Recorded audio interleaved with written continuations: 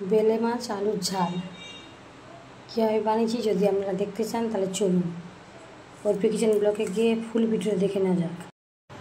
চিচিঙে তরকারিটা হয়ে গেছে। এই যে বেলে মাছ, আলু নিয়েছি, টমেটো নিয়েছি, পেঁয়াজ আদা রসুন নিয়েছি, এগুলো ঝাল করবো। মাছ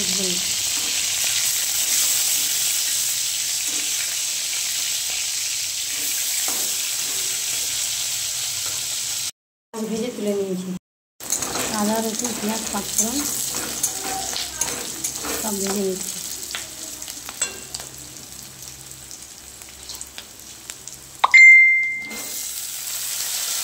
টমেটো আলুটা ভেজে নেব।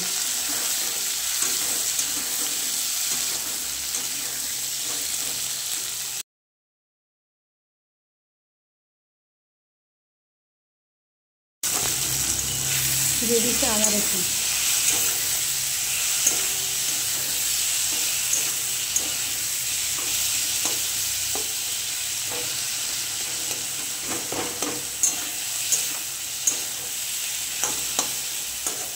একদম অল্প করে তরকারি করব।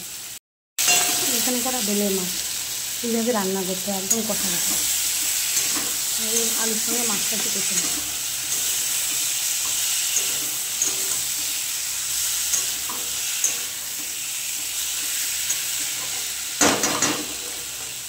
জল দিয়ে দিলাম জল।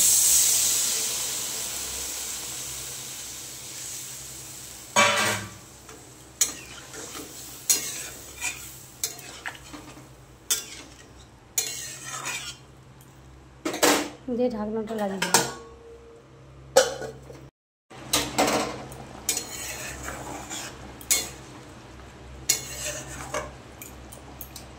দেখো বন্ধুরা তরকারিটা ফুটে গেছে, ঢাকনা দিয়ে দেবো। দেখো বন্ধুরা বেলে মাছের ঝালটা হয়ে গেছে, এবার নামিয়ে নেব।